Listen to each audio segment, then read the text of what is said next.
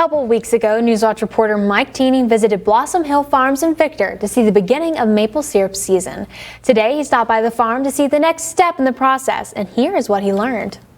We are getting it really close to being ready to go to a pancake. A couple weeks ago, I stopped by Blossom Hill Farms in Victor as they were tapping maple trees to begin collecting sap. By Monday, they had collected an estimated 1,300 to 1,400 gallons of raw sap, and it was time to process.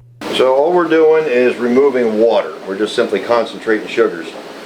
For this system, if I need to be no more than 5% coming out of the sap house on the sugar. And we're running at about 1% right now this year on the sap coming out of the trees.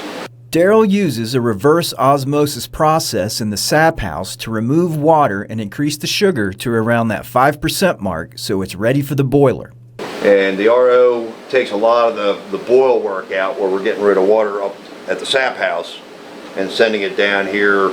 I sensed a bit of a mad scientist in Daryl as he carefully monitored the temperatures and other changes in the boiling system. I'm listening to the pan operate. It's kind of it talks to me, so that sounds crazy. You know, just the sounds that it's giving off, the way the sap's boiling in the pans, the sound of the air. Once Daryl hits the sweet spot, he turns a valve and that sweet mountain candy pours out.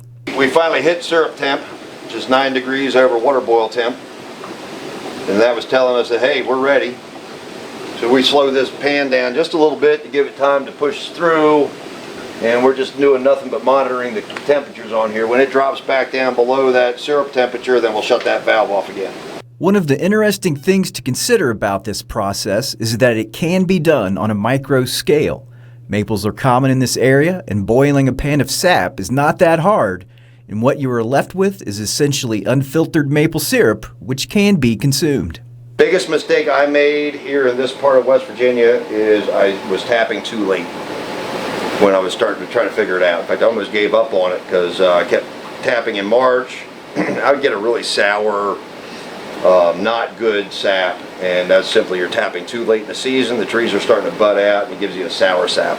The maples will continue to produce sap as long as the temperatures alternate from above and below freezing, creating a sort of pump action in the tree. So there will be a few more days of boiling left. There will then be a filtering and packaging process, and the syrup will be officially ready for the table or market. I must admit, it was exciting to see the process happen. And for Daryl, I could tell it was just another day in paradise. It's just a great way to really learn some things about the environment around you. Get your kids involved. If you got kids, get them off the computer set outside in the wintertime and, you know, learn something that your great-grandfather already knew. Sweetly reporting from Victor, this is Mike Teeney, Newswatch 4.